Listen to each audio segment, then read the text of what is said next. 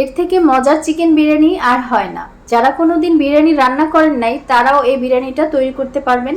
অনেকভাবে চিকেন বিরিয়ানি খেয়েছি, কিন্তু এই রেসিপিটা সবচেয়ে সেরা আর সহজ মনে হয়েছে আমার কাছে।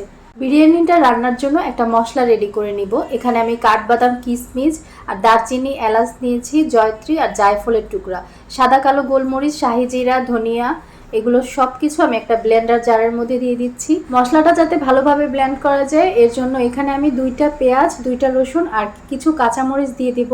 অল্প করে পানি দিয়ে ভালো করে ব্লেন্ড করে নেব। মশলাটা ব্লেন্ড করে নেওয়ার পর এখানে অনেকটাই মশলা হয়েছে, এখান থেকে আমি অর্ধেকটা ব্যবহার করব। এখন চুলায় 1/3 কাপ তেল গরম করে তার মধ্যে হাফ কাপ পেঁয়াজ কুচি হালকা বাদামি করে ভেজে নেব।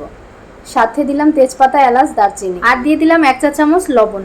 পেঁয়াজগুলো আমার ব্রাউন কালার করে ভাজা হয়ে গেছে। এখন এর মধ্যে 900 গ্রামের মতো মুরগির মাংস আগে থেকে ধুয়ে পানি ঝরিয়ে রেখেছিলাম, এটা আমি অ্যাড করে দিলাম। মশলাটা রেডি করেছিলাম, এটা 1.5 টেবিল চামচ পরিমাণ দিলাম। আর দিয়েছি আদা বাটা 1 টেবিল চামচ, এটা দিয়েছি 1 চা চামচ, মরিচের গুঁড়া হাফ চা চামচ, এটা কালারের জন্য। আর টমেটো সস দিলাম 3 টেবিল চামচ। টক দই 1/3 কাপ দিয়ে এখন দিব বিরিয়ানির মশলা 1 টেবিল চামচ।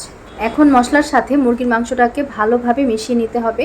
মেশানো হয়ে গেলে এখানে আমি 1 কাপ পানি অ্যাড করব। 1 কাপ পানি দিয়ে ঢাকনা দিয়ে ঢেকে মিডিয়াম আঁচে রান্না করে নিতে হবে। আঁচটা প্রথমে হাই হিটে রাখতে হবে 5 মিনিট, তারপর মিডিয়াম আঁচে মুরগির মাংসটা ভালো করে রান্না করে নিতে হবে।